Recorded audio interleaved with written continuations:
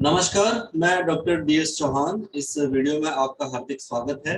हम भारत के भूगोल के तहत भारत में खनिज संसाधन पढ़ रहे हैं और इस वीडियो में हम भारत के दो प्रमुख खनिजों के वितरण और उत्पादन की बात करेंगे, जो लौह अयस्क और मैग्नीज हैं। तो आप ध्यान से इस वीडियो को देखिए और वीडियो के अंत में आपके लिए कुछ प्रश्न भी हैं। तो हम सबसे पहले शुरू करते हैं आयरन और लौह अयस्क के बारे में। वर्तमान युग को हम आधुनिक युग जो है उसको हम लौह युग कहते हैं। कारण उसका यह है कि मानव के इतिहास में अगर हम देखें, सबसे पहले प्रस्तर युग आया था, पाषाण युग भी जिसको हम कहते हैं, उसमें पत्थरों का बहुत बड़ा रोल था। इसी तरह से अगर हम थोड़ा आगे चले तो फिर ताम्र युग आया, उसमें तांबे का बहुत बड़ा रोल था। तो हम खनिजों के आधार पर अलग अलग युग इतिहास में देख चुके हैं। वर्तमान युग को हम लौह युग कहते हैं। कारण उसका यह है कि वर्तमान के जो जो जो एरा है उसके अंदर लोहे का जो उपयोग है वो बहुत ज्यादा है एक धातु के रूप में। वर्तमान युग को हम लौह युग के साथ में परमाणु युग भी कहते हैं। लेकिन एक मिनरल के तौर पर हम लोहे को देखें तो काल्पनिक से लेकर बड़े से बड़े जहाज तक, बड़ी बड़ी बिल्डिंग्स तक, कारखाने, मशीनें, व्हीकल्स, उद्योग धंधों में इसका बहुत ज्यादा इस्तेमाल है, जो हम सब जानते हैं। इसलिए इसका जो इम्पोर्टेंस है वो बहुत ज्यादा है। इसलिए हम वर्तमान युग को आप लोह युग कह रहे हैं, आयरन एज कह रहे हैं। अब हम मूलतः अगर भारत में इस खनिज के मिलने की बात करें तो दुनिया भर में ये आग्नेय चट्टानों में ज्यादातर पाया जाता है और भारत में मूलतः धारवाड़ युग की जो चट्टानें हैं उनमें ज्यादा पाया जाता है। मूलतः अगर लोहा जो है उसके प्रकारों पर हम बात करें तो ये 4 प्रकार का होता है। उसमें सबसे उत्तम क्वालिटी का जो लोह अयस्क है वो मैग्नेटाइट है। ये जो लोहा अयस्क है वो उसको हम काला लोहा भी कहते हैं, क्योंकि उसका रंग थोड़ा काला सा होता है। इस वजह से इसमें धातु जो होती है वो 72% या 70% से ज्यादा भी हम कह सकते हैं। अब इसका मतलब क्या है? हम लोह अयस्क कहते हैं। अयस्क का मतलब यह है कि खान से खोद कर जब चीजें निकाली जाती है तो वो शुद्ध रूप से लोहा नहीं होता, वो मिला हुआ होता है। कीचड़, दलदल, कंकड़, पत्थर, बहुत सारी चीजें मिली हुई होती है, उसमें से लोहा हमको अलग करना होता है। कुछ धातुएं भी मिली हुई हो सकती है, इसलिए हम इसको अयस्क कहते हैं। तो अयस्क 4 तरह का होता है, उसमें से मैग्नेटाइट जो है वो सबसे अच्छी क्वालिटी का अयस्क माना जाता है, क्योंकि इसमें धातु की जो मात्रा है वो ज्यादा होती है, 70% से भी ज्यादा होती है। भारत में इस तरह का जो लोहा है वो झारखंड, आंध्र प्रदेश, कर्नाटक इस तरह में बहुत कम देखने को मिलता है। इसका कारण यह है कि ये विश्व भर में भी अगर हम बात करें तो मैग्नेटाइट बहुत कम ही जगहों पर देखने को मिलता है, ज्यादा नहीं मिलता ये। हालांकि ये उत्तम क्वालिटी का, ये अलग बात है। दूसरा अगर हम देखें तो हेमेटाइट किस्म का जो लोहा है वो दूसरा सबसे अच्छी क्वालिटी मानी जाती है और इसमें धातु की मात्रा जो अयस्क निकलता है उसमें से 60 से 70% के बीच में होती है। इसका रंग हल्का लाल या भूरा जैसा होता है, इसलिए इसको लाल या भूरा कहते हैं। धारवाड़ और कडोपा जो शैल्य होती है उसमें ज्यादा मिलता है और भारत में सबसे ज्यादा इसी क्वालिटी का डेटा या इसी क्वालिटी का लोहा जो है वो मिलता है। हेमेटाइट किस्म का लोहा ही यहाँ पर मिलता है भारत में। और पूरी दुनिया भर में भी अगर हम देखें तो सबसे ज्यादा हेमेटाइट किस्म का लोहा ही मिलता है, विश्व भर में भी और भारत में भी। और इसके जो मुख्य स्टेट है उसमें ओडिशा, छत्तीसगढ़, महाराष्ट्र, कर्नाटक, गोवा इस तरह ही सबसे ज्यादा मिलता है भूरा लोहा। अगला है लिमोनाइट। ये थोड़ा घटिया क्वालिटी का लोहा माना जाता है। इसमें धातु की मात्रा 30 से 40% ही होती है इसके अंदर। इसका रंग हल्का पीलापन लिए हुए होता है और इसको मध्यम कोटि का हम मानते हैं या निम्न कोटि ही एक तरह से हम कह सकते हैं। परतदार चट्टानों में सामान्यतः ये देखने को मिलता है। और अंतिम जो भारत के अंदर जो उसके टाइप्स है उसमें सिडेराइट तरह का जो लोहा है वो कम ही मिलता है। भारत में भी कम ही है, दुनिया भर में भी कम ही मिलता है। इसको भूरा लोहा कहते हैं। इसका कलर थोड़ा राख या भूरा रंग जैसा होता है इस वजह से। और इसमें धातु की मात्रा 20 से 30% तक ही होती है और बिल्कुल घटिया क्वालिटी का माना जाता है। ये खनन भी इसका अनार्थिक होता है, इकोनॉमिकली फायदेमंद चीज नहीं है, क्योंकि हमको जितना खर्चा इसको निकालने में होगा उससे उससे मतलब उतना उतने धातु हमें मिलेगी नहीं। तो इसलिए ज्यादातर स्थानों पर इसका खनन नहीं होता। और अगर है भी तो ज्यादातर जो देश इसका खनन नहीं करते और भारत भी इसका ज्यादा खनन नहीं करता। तो अब सवाल यहाँ पर यह है कि ये सबसे अच्छी क्वालिटी है लेकिन कम पाई जाती है, ये सबसे बढ़िया क्वालिटी में ही शुमार होता है और ये ज्यादा है। तो दुनिया भर में ज्यादातर और भारत में ज्यादातर हेमेटाइट किस्म का ही खनन जो लोहा है उसका किया जाता है। अब हम आगे समझेंगे कि भारत में और वर्ल्ड लेवल पर लोहे का जो डिस्ट्रीब्यूशन है वो किस तरह का। पहले हम समझ लेते हैं दुनिया भर में। अब विश्व भर में आप देखिए जो काले काले डॉट आपको दिखाई देंगे वो लोहा वहां पाया जाता है। अब आप दक्षिणी गोलार्ध में देखेंगे तो ऑस्ट्रेलिया, यहाँ साउथ अफ्रीका और ब्राजील, ये तीन एक पतला सीनियर सिंपल सा एक बेल्ट है जिसके अंदर लोहा ज्यादा मिलता है दक्षिणी गोलार्ध के अंदर। इसी तरह से उत्तरी गोलार्ध में भी हम देखें तो लीनियर पैटर्न ही है। यहाँ से आप चाइना से शुरू करके इधर रशिया तक आएंगे, यूक्रेन, देन यूरोप के इन सारे देशों में, स्कॉटलैंड और इधर कनाडा और यूएसए। तो ये भी एक लीनियर पैटर्न ही है, यहाँ लोहा ज्यादा पाया जाता है इस तरह से। और यहाँ भारत में ये जो छोटा नागपुर का पठार है वो सबसे मुख्य क्षेत्र है। तो दोनों गोलार्धों में अगर हम डिस्ट्रीब्यूशन देखने की कोशिश करेंगे दुनिया में, तो एक लीनियर पैटर्न ये है और दूसरा लीनियर पैटर्न ये है। इस तरह से ये दोनों जगह डिस्ट्रीब्यूटेड है। वैसे अगर डिस्ट्रीब्यूशन के हिसाब से देखें तो उत्तरी गोलार्ध में ये जो बेल्ट है वो काफी बड़ा और चौड़ा बेल्ट है। यहाँ पर कम कम मात्रा में, लेकिन इन तीनों देशों में काफी भारी मात्रा में लोहा पाया भी जाता है। अब हम उत्पादन को लेकर अगर देखेंगे तो वर्तमान में सबसे ज्यादा उत्पादन ऑस्ट्रेलिया से हो रहा है, लगभग 37% के आसपास। ये देखिए यहाँ ऑस्ट्रेलिया, देन ब्राजील 17% लोहा पैदा करता है। और यहाँ एक पठार है जिसका नाम है ब्राजील का पठार, उसको हम खनिज भंडार भी कहते हैं, यहाँ खनिजों का पठार भी कहते हैं, क्योंकि वहीं पर लोहा सबसे ज्यादा ब्राजील में मिलता है। चाइना 3rd पोजीशन पर है और इंडिया 4th पोजीशन पर है। ये देखिए छोटा नागपुर का पठार। इसके बाद में अगर हम देखें तो रूसिया है, south Africa, Ukraine, Canada, USA, इस तरह के जो अगले देश हैं जिनमें लोहा पाया जाता है ज्यादा। अब हम भारत के डिस्ट्रीब्यूशन की बात करेंगे तो भारत में जो डिस्ट्रीब्यूशन है वो इन 4 क्षेत्रों में है। सबसे पहला क्षेत्र आप देखिए छोटा नागपुर का पठार, जिसमें झारखंड का दक्षिणी हिस्सा और ओडिशा का उत्तरी हिस्सा सम्मिलित है। ये सबसे इंपॉर्टेंट क्षेत्र है। इस छोटा नागपुर के पठार को हम इसी कारण से भारत का खनिज भंडार कहते हैं, भारत का रूहर भी कहते हैं। रूहर बेसिकली जर्मनी में एक जगह है, वहां भी लोहा और कोयला मिलते हैं और यहाँ पर भी मिलता है, इस वजह से तो भारत का रूहर या भारत का खनिज भंडार इस छोटा नागपुर के पठार को कहा जाता है। सबसे महत्वपूर्ण क्षेत्र यही है भारत में। दूसरा सबसे महत्वपूर्ण क्षेत्र है छत्तीसगढ़ और महाराष्ट्र। महाराष्ट्र का ये पूर्व वाला हिस्सा, छत्तीसगढ़ का ये पश्चिम वाला हिस्सा, इन दोनों को मिला करके हम दूसरा बड़ा क्षेत्र भारत में देखते हैं लोहा इसके लिए। तीसरा बड़ा क्षेत्र है यहाँ कर्नाटक, जो कि आंध्र प्रदेश के सीमावर्ती क्षेत्र में, और कर्नाटक का ये पूरा हिस्सा, इसमें भी बहुत अच्छा कोयला लोहा पाया जाता है। चौथा क्षेत्र है यहाँ गोवा से लेके महाराष्ट्र में रत्नागिरी जिले तक, ये वाला रीजन। तो बेसिक बात अगर हम करें कि भारत में लोहे के डिस्ट्रीब्यूशन को समझने की कोशिश करें तो ये एक पैटर्न बनता है इस तरह से। मतलब ये जो एक बेल्ट है इसमें लोहा ज्यादातर भारत का हमें दिखाई देता है। अब मैंने थोड़ी देर पहले आपको कहा था कि भारत में और दुनिया भर में सबसे ज्यादा जो हेमेटाइट किस्म का लोहा है वही ज्यादा मिलता है, और भारत में भी हेमेटाइट किस्म का ही ज्यादा मिलता है, उसी का ज्यादा खनन भी किया जाता है। अब स्टेट वाइज अगर हम हेमेटाइट के उत्पादन पर बात करेंगे तो आईबीएम यानी कि इंडियन ब्यूरो ऑफ माइंस के डेटा के हिसाब से देखें 2020-19 के जो डेटा है उसमें, तो उनमें ओडिशा सबसे बड़ा स्टेट है हेमेटाइट पैदा करने वाला, और वो लगभग 34% भारत का यहाँ से पैदा करता है। दूसरा सबसे बड़ा स्टेट झारखंड है जिसमें लगभग 26% है। अब इन दोनों स्टेट्स को मिला दे तो भारत का लगभग 60% लोएस्ट जो है वो इन दोनों स्टेट से आता है। तीसरा बड़ा स्टेट है लगभग 19% के साथ में छत्तीसगढ़। अब इन तीनों को मिला दो तो लगभग 80% लोहा इन तीन स्टेट से आता है भारत का। चौथा स्टेट है कर्नाटक। अब इसको भी मिला दो तो लगभग 90% इन चारों राज्यों से उत्पादन हो रहा है। बाकी बचे हुए सारे अन्य स्टेट जो है वो है। तो इस तरह से डिस्ट्रीब्यूशन में ओडिशा, झारखंड, छत्तीसगढ़ और कर्नाटक। अब हम एक एक स्टेट को लेकर उसको समझने की कोशिश करेंगे कि उसमें कहां पर लोहा ज्यादा पाया जाता है। सबसे पहले हम ओडिशा को लेंगे। ये ओडिशा का मैप है। यहाँ आप देखिए बंगाल की खाड़ी के तटवर्ती क्षेत्र पर ये ओडिशा स्टेट है और उसमें ये सारे डिस्ट्रिक्ट है उसके। अब इसमें हम देखते हैं कि यहाँ कहाँ वो देखने को मिलता है। सबसे ज्यादा लोहा ओडिशा में ये उत्तर की तरफ, उत्तरी ओडिशा जो झारखंड से जुड़ा हुआ है, यानी कि छोटा नागपुर के पठार से जुड़ा हुआ है, तो उसमें जो मेजर स्थान है जहाँ ये पाया जाता है उसमें से सुंदरगढ़। ये देखिए सुंदरगढ़ ये डिस्ट्रिक्ट है। इसमें एक जगह बोनाई या बोनाईगढ़ भी कहते हैं इसको, वो एक महत्वपूर्ण क्षेत्र है यहाँ पे। दूसरा आप डिस्ट्रिक्ट देखें यहाँ मयूरभंज, ठीक है। इस मयूरभंज में आप गुरु महिसानी, सुलायपात, बादाम पहाड़, ये बहुत बड़ी बड़ी खाने हैं भारत की जो जिनसे लोहा पैदा होता है। इसी तरह से तीसरा जो जिला है वो केंदुझार यहाँ पे, या इसको क्योंझर भी कहते हैं। तो उसमें भी आप बांसपानी है या जोड़ा ईस्ट जो खान है वो भी बहुत महत्वपूर्ण खान है। ये तीन डिस्ट्रिक्ट जो यहाँ पर हैं, सुंदरगढ़, केंदुझार और मयूरभंज, इन तीनों डिस्ट्रिक्ट में सबसे ज्यादा। और इसी तरह के साथ में संबलपुर एक डिस्ट्रिक्ट और है यहाँ पर, ये देखिए ये भी एक महत्वपूर्ण क्षेत्र है। मतलब कहने का ये कि जो उत्तर में झारखंड से जुड़ा हुआ क्षेत्र है वो बड़ा महत्वपूर्ण है। और इस झारखंड में एक जिला है जिसका नाम है पूर्वी सिंह भूमि और पश्चिमी सिंह भूमि। वो दोनों यही है, ये पश्चिमी सिंह भूमि, ये पूर्वी सिंह भूमि।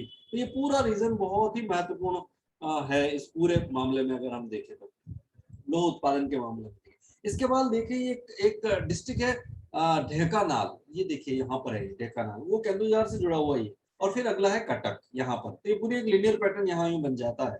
इसी तरह से गंजाम यहाँ पर डिस्ट्रिक्ट है, यहाँ से भी उसका खनन होता है और कोरापुट से भी इसका खनन होता है। तो पूरा एक बड़ा क्षेत्र है ओडिशा के अंदर जहां से लोहा का उत्पादन होता है, लेकिन मेजर क्षेत्र ये है सुंदरगढ़, केंदुजार और मयूरभंज, जो झारखंड छोटानागपुर पठार से जुड़ा हुआ है। अब इन सब लोहे का यहाँ इतना ज्यादा उत्पादन होता है, तो ये राउरकेला, जमशेदपुर, दुर्गापुर, बोकारो, यहाँ सब स्टील प्लांट है। इन सारे स्टील प्लांट में ये लोहा जाता है। इन स्टील प्लांट्स की बात में आगे जब उद्योग वाला टॉपिक हम पढ़ेंगे तब डिटेल में और करेंगे। अगला जो स्टेट है वो है झारखंड। अब इस झारखंड में आप देखिए दो जिले हैं, जैसा मैंने कहा, ये वेस्ट सिंहभूमि या पश्चिमी सिंहभूम भी कहलाता है, और ये ईस्ट सिंहभूम। तो इन दोनों डिस्ट्रिक्ट में बहुत ज्यादा लोहे का उत्पादन होता है। और इवन भारत में सबसे पहले लोहे का जो खनन शुरू हुआ 1904 में, वो यहीं से, इसी डिस्ट्रिक्ट से हुआ, सिंहभूम डिस्ट्रिक्ट से ही हुआ था। उस समय ये हालांकि बिहार में था, अभी झारखंड नया स्टेट बन गया, लेकिन वहीं पर। अब यहाँ कुछ खाने हैं जो बड़ी महत्वपूर्ण है, उसमें से एक है कीरीबीरू आयरन और माइंस, इसको KIOM कहते हैं। ये बहुत बड़ी खान है यहाँ पर झारखंड में, बिल्कुल यहाँ ओडिशा की सीमा पर यहाँ स्थित है ये इस जगह पे। और साथ ही एक यहाँ पास में ये मेगा हाटुबुरु आयरन और माइंस, इसको MIOM कहते हैं, ये भी यही है। ये दोनों खाने यहीं पर है। इनके आगे मैं आपको और चित्र बताऊंगा। लेकिन यहाँ एक बात ये ध्यान रखना कि बॉर्डर पर होने की वजह से कुछ किताबों में आपको लिखा हुआ मिलेगा कि किरुबुरु और मेगा हाटुबुरु ओडिशा में है, लेकिन ये ध्यान देना दोनों सेंसस टाउन जो है और खाने जो है वो झारखंड में है, लेकिन सीमावर्ती क्षेत्र में है, बिल्कुल बाउंड्री पर है। तो इसलिए कुछ किताबों में ये मिल सकता है कि वहां पर है, लेकिन हकीकत ये है कि झारखंड में ही है। इसके अलावा यहाँ कुछ खाने, नोआमुंडी, ये नोआमुंडी भी यही पूरा क्षेत्र है, ये इसी जगह पे। इसी तरह से बुआ, पंसीरा बीरा बुरु, ये है बुढ़ा बुरु, झामड़ा, ये झिलिंग बुरु, लोकुड़ बुरु, इसी तरह से नोटू बुरु, ये सारी जो माइंस। अच्छा, यहाँ जो खानों जगह के नाम है उसमें ज्यादातर बुरु बुरु शब्द आता है, और ये बुरु शब्द जो है इसका मतलब वहां की लोकल भाषा में पहाड़। अब जैसे उदाहरण के लिए हम देखें कीरी बीरू, ये बहुत बड़ी खान है, जैसा कि मैं कह रहा हूँ। अब कीरी का मतलब होता है वहां लोकल भाषा में हाथी, और गुरु का मतलब होता है पहाड़, मतलब हाथियों का पहाड़, तो वो कीरी बीरू जगह है। तो इस तरह से ये बीरू बीरू जो शब्द आते हैं वो सारे यहाँ पर झारखंड में ज्यादातर देखने को मिलते हैं। इसके अलावा एक पलामू डिस्ट्रिक्ट है, आप यहाँ देखिए पलामू, और इसमें डाल्टनगंज क्षेत्र है। यहाँ मैग्नेटाइट किस्म का जो लोहा है वो यहाँ पर मिलता है पलामू।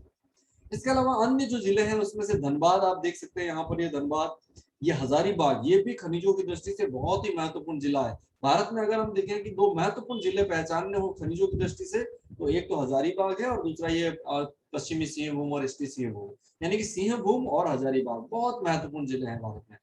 इसी तरह से रांची को आप देखें जो इसकी राजधानी भी है, और संथाल परगना रीजन, ये जो 6 डिस्ट्रिक्ट है इनको संथाल परगना रीजन कहते हैं। इसमें 6 आ गए, साहेबगंज आ गया, गोडा, पाकुर, दुमका, जामताड़ा और देवगढ़, इन सबको मिला करके संथाल परगना रीजन कहते हैं। तो ये पूरा रीजन जो है उसमें भी इसका खनन किया जाता है। ये देखिए आप, ये किरुबिरु खान है, किस तरह से इस खान को यहाँ खोदा गया, और आसपास आप देखिए डेंस फॉरेस्ट एरिया है, पूरे फॉरेस्ट के अंदर ये किस तरह से साफ कर दिया गया। हमें बहुत बार पढ़ाया जाता है कि खान खोदने से वनों का विनाश होता है। आप देखिए कितना साफ यहाँ पर दिख रहा है, ये वनों का विनाश किस तरह से होता है खाने खोदने से। और आसपास का रीजन देखो, मतलब स्पष्ट है कि इसी तरह का फॉरेस्ट यहाँ भी रहा होगा, लेकिन क्या करें, अब हमें हमें कहीं कहीं लोहा भी चाहिए तो हमें खोदना भी होगा, वो भी हमारी मजबूरी है, लेकिन फॉरेस्ट यहाँ पर। अच्छा, फॉरेस्ट और एक और चीज है, यहाँ रहने वाले जंगली जीवों पर बहुत बुरा असर पड़ता है, क्योंकि दिन रात 24 घंटे यहाँ पर धमाके होते हैं, व्हीकल चल रहे हैं, इतनी आवाजें आती है, इतना ह्यूमन का जो जो यहाँ इंटरफेरेंस है वो बढ़ जाता है, रात दिन लाइटें चलती हैं, तो ये जो जीव है वो बहुत परेशान होते हैं इन सब चीजों से, और फिर यहाँ से भाग जाते हैं, और फिर वो उनके साथ बहुत बुरा होता है। तो खैर ये एक अलग बात है, इन्वायरमेंटल प्रॉब्लम है, लेकिन हमें कहीं कहीं लोहा चाहिए तो ये सब हमें करना भी होता है। तो ये किरुबिरु माइन से आप देखिए, ये इसको देखेंगे तो इस तरह से ये पूरी लाल लाल सी मिट्टी दिखाई देती है। और हमने जब मिट्टी पड़ी थी तब भी मैंने आपको कहा था कि झारखंड और ये ओडिशा वाला जो रीजन है इसमें लाल पीली मिट्टी पाई जाती है, तो आप देख सकते हो ये इस तरह का वहां पर स्ट्रक्चर है। खाने इस तरह से ज्यादा गहरी होती जाती है, तो आप देखिए किस तरह से अंदर उतरने के लिए रास्ते बनाए जाते हैं, सारी मिट्टी हटाई जाती है, फिर वो बाहर फेंक दी जाती है। तो बहुत सारी हालांकि पर्यावरणीय समस्याएं हैं ये सारी, लेकिन फिर भी हमें खनन तो करना पड़ेगा। अब यहाँ आप ध्यान से देखिए, ये किरुबिरु है, ये जो खान है वो किरुबिरु, और ये मेगा हाटुबुरु, और ये देखिए आप ये बाउंड्री लाइन है। तो ये तो जो ओडिशा है और ये झारखंड है, ये बिल्कुल बॉर्डर पर है। तो इसलिए कभी कभी किरुबिरु और मेगा हाटुबुरु को ओडिशा में लिख दिया जाता है, ये बिल्कुल बाउंड्री लाइन पर है, और बाउंड्री लाइन यहाँ से गुजर रही है, देख लीजिए, पर झारखंड में है दोनों। तो ये थोड़ा ध्यान रखने वाली चीज है।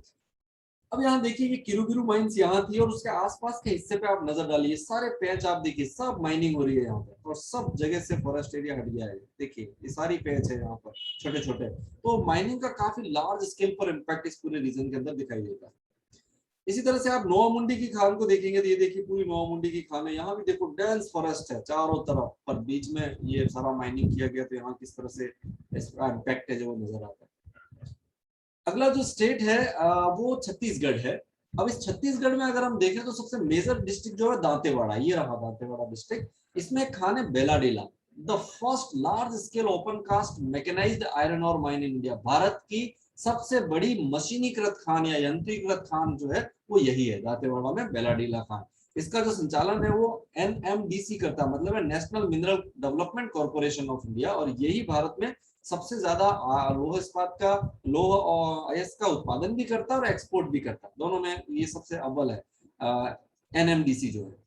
दूसरा जिला यहाँ पर कांकेर है, ये देखिए कांकेर जिला, और यहाँ एक जगह है रावघाट, ये इस बेलाडीला के बाद दूसरा सबसे बड़ा क्षेत्र है छत्तीसगढ़ का, यहाँ पर देखिए। तीसरा है बालोद, यहाँ पर एक क्षेत्र है दल्ली राजहरा, ये भी बहुत महत्वपूर्ण क्षेत्र है। बेसिकली ये पूरी जो लीनियर पैटर्न है, ये दांतेवाड़ा से लेके बालोद तक ये पूरा महाराष्ट्र का समीपवर्ती क्षेत्र है, बिल्कुल इस तरफ वाला। फिर आप देखिए यहाँ इसके अलावा रायगढ़ एक जगह है, यहाँ बिलासपुर के अंदर भी ये पाया जाता है। इसी तरह सरगुजा जो है वहां पर भी ये मिनरल जो है वो देखने को मिलता है। ये देखिए बेलाडीला की खान, पूरी खान इतनी लंबे से एरिया में फैली हुई है, टोटल यंत्रीकृत है, पूरा मशीनीकृत खान है। नेक्स्ट कर्नाटक की हम बात करेंगे। अगर हम लोहा अयस्क के रिजर्व्स भंडार की बात करें तो यहाँ पर भारत में सबसे ज्यादा भंडार इसी स्टेट में पाए जाते हैं। यहाँ उत्पादन करने वाले जो मेजर जिले हैं इसमें से बेल्लारी का नाम सबसे महत्वपूर्ण आता है। इस बेल्लारी में एक जगह संदूर हास्पेट रीजन, वही एनएमडीसी ही इसका संचालन करता है। तो ये संदूर हास्पेट रीजन बेल्लारी जिले में सबसे महत्वपूर्ण क्षेत्र है। इसके अलावा है चिकामगलुरु, ये चिकामगलुरु डिस्ट्रिक्ट है, और इसके अंदर दो जगह, एक तो बाबा बुदन की पहाड़ियां और कुद्रेमुख। ये जो कुद्रेमुख आयरन और कंपनी लिमिटेड, ये भी सीधा भारत सरकार के अधीन ही काम करती है, तो यहाँ वो चिकामगलुरु में है, कुद्रेमुख भी और बाबा बुदन भी दोनों। इसी तरह से और अगर आप देखो तो शिवामोगा डिस्ट्रिक्ट है, ये शिवामोगा, इसको कहेंगे शिमोगा भी लिखते हैं, वही बात है, शिमोगा या शिवामोगा डिस्ट्रिक्ट ये वाला। देन चित्रदुर्ग, यहाँ पर आप देखें ये चित्रदुर्ग डिस्ट्रिक्ट है, और तुमकुरु, ये तुमकुरु डिस्ट्रिक्ट है। तो ये पूरा एक बेल्ट है इस तरह से, और ये देखिए बेल्लारी यहाँ पे है। तो ये कर्नाटक के प्रमुख उत्पादक क्षेत्र है।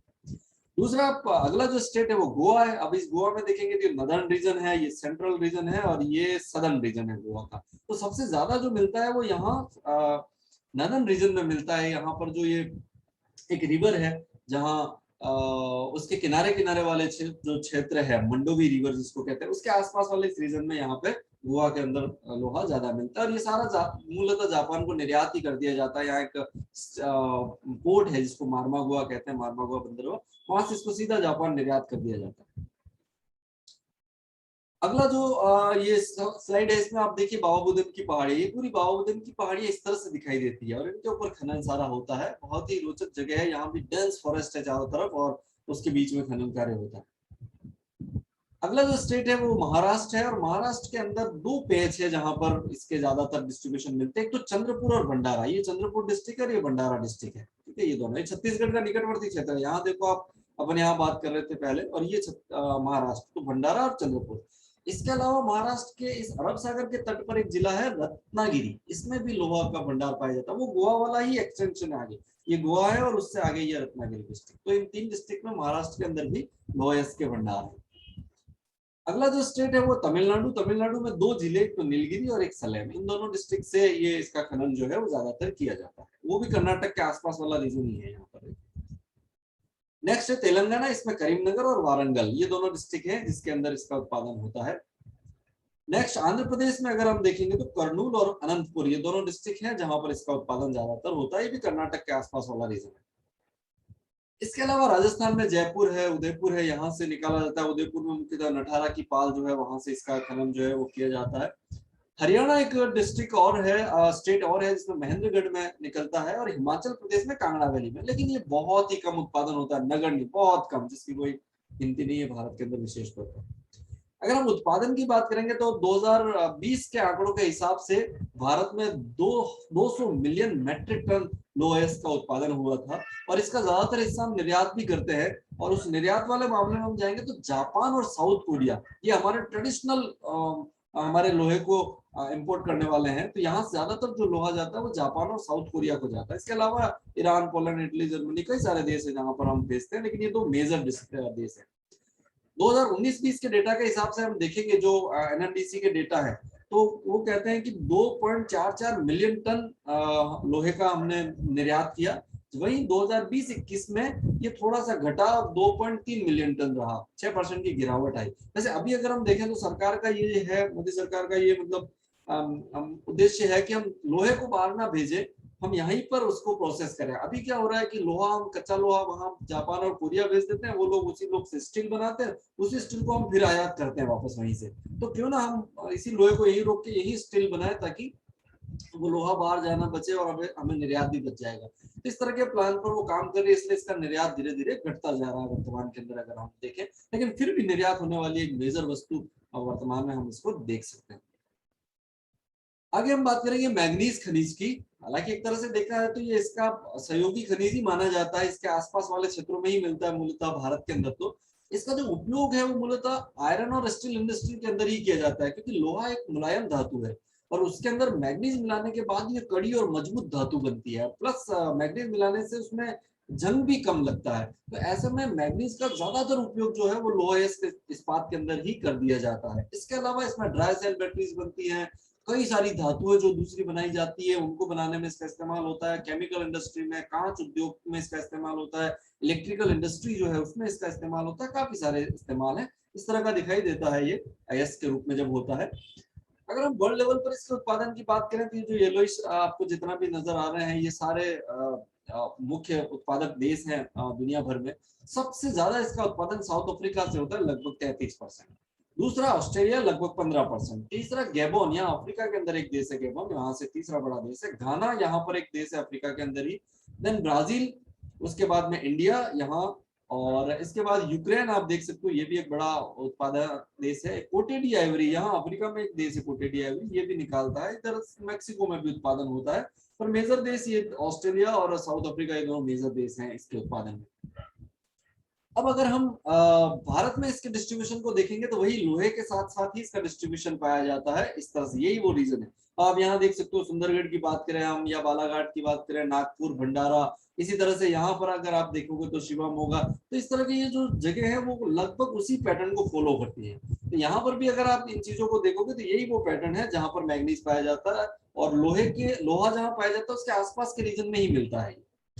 अब अगर हम इंडियन माइंस ऑफ ब्यूरो के डेटा के हिसाब से देखें 2019 के जो आंकड़े हैं, तो भारत के अंदर जो प्रोडक्शन था वो 2820,000 टन, ठीक है, इतना टोटल प्रोडक्शन हुआ था। और मूलतः धारवाड़ जो क्रम की सिस्टम की जो चट्टान है उसमें ये ज्यादा मिलता है।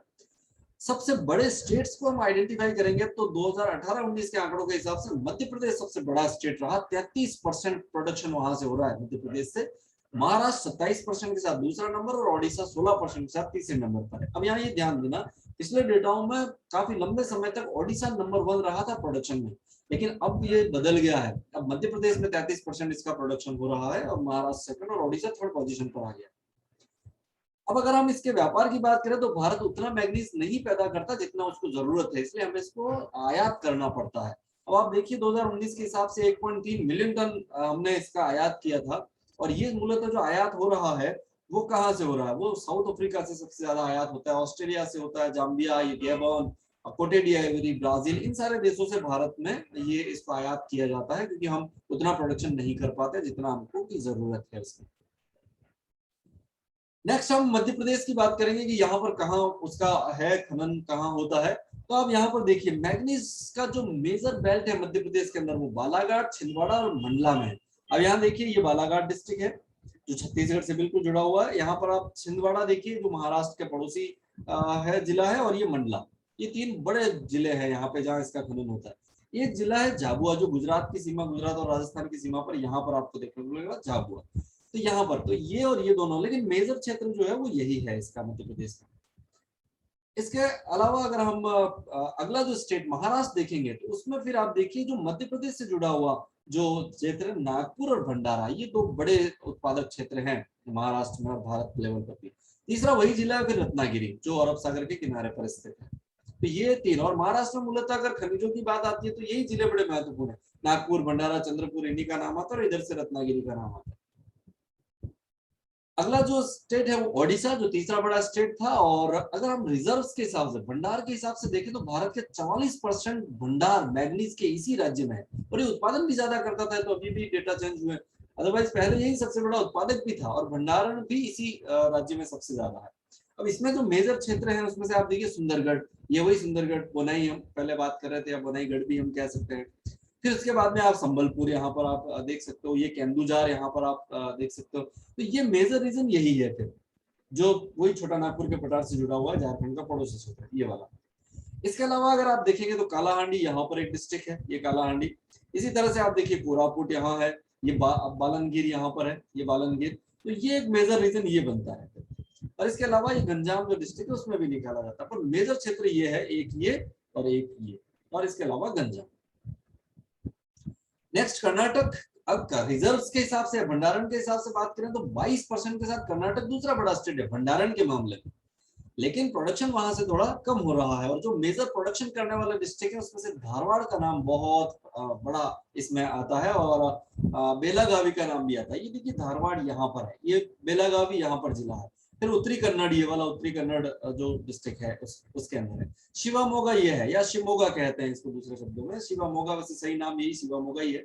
इसके अलावा आप देखिए चिकामगलुरु, ये वाला चिकामगलुरु, तुमकुरु, ये तुमकुरु, और ये बेलारी। तो ये दो बेल्ट बनते हैं, एक बेल्ट तो ये बनता है, दूसरा बेल्ट ये बनता है, तुमकुरु और बेलारी वाला, और ये एक दूसरा बेल्ट बनता है। तो इस तरह से कर्नाटक के अंदर इसका डिस्ट्रीब्यूशन हम देख सकते हैं। अगर हम आंध्र प्रदेश में देखेंगे तो यहाँ एक तो श्रीकाकुलम डिस्ट्रिक्ट है बिल्कुल नॉर्थ में, यहाँ पे विशाखापट्टनम दूसरा और गुंटूर तीसरा, ये तीन बड़े जिले हैं जो यहाँ से मैग्नीज का उत्पादन करते हैं। इसके अलावा और स्टेट हम देखें तो गुजरात में पंचमहल और वडोदरा जिलों से इसका उत्पादन होता है, झारखंड में सिंहभूम और धनबाद से होता है, तेलंगाना, गोवा, राजस्थान, ये कुछ और जिले हैं, स्टेट है जहां से इसका प्रोडक्शन होता है। राजस्थान में मूलतः जो बांसवाड़ा जिला है वहां इसका जो उत्पादन है वो होता है। इतना कुछ हम दो मिनरल को डिटेल में समझे और पढ़े हैं। अगर इसके मैग्नीज के उत्पादन और व्यापार की बात करेंगे तो मैंने बता दिया आपको पहले उत्पादन कितना होता है, व्यापार हम तो नहीं करते, हम तो आयात करते हैं इसका। तो इस वजह से वो चीज मैं आपको पहले ही बता चुका हूँ। तो इतना पढ़ने के बाद अब मैं आपसे कुछ सवाल कर लेता हूँ, उम्मीद करता हूँ कि आप मुझे इसका जवाब देंगे। भारत में सर्वाधिक लौह अयस्क उत्पादक राज्य कौन सा है? लौह अयस्क के प्रसिद्ध खनन क्षेत्र गुरु महिसानी, सुलायपर, दादाम पहाड़ आदि किस राज्य में स्थित है? किरुबिरु किरीबुरु खान किस राज्य में किस खनिज के लिए प्रसिद्ध है? भारत में लौह अयस्क का सर्वप्रथम खनन किस जिले से किया गया था? भारत की सबसे बड़ी यंत्रीकृत खान कौन सी है? कर्नाटक में स्थित बाबा बुदन की पहाड़ियां किस खनिज के लिए प्रसिद्ध है? भारत में सर्वाधिक मैग्नीज भंडार किस राज्य में पाए जाते हैं? महाराष्ट्र के किन जिलों में मैग्नीज के भंडार पाए जाते हैं? तो आप इन प्रश्नों का उत्तर दीजिए। आपने मेरा ये वीडियो देखा उसके लिए बहुत बहुत शुक्रिया। हम अगले वीडियो में कुछ और खनिज लेके भारत के फिर मिलेंगे, तब तक आप अपने आसपास जल और वनों की रक्षा कीजिए। अगर आपको मेरा ये कंटेंट अच्छा लगा हो तो आप मेरे चैनल को सब्सक्राइब और अपने दोस्तों के साथ शेयर कर सकते हैं। Thank you so much.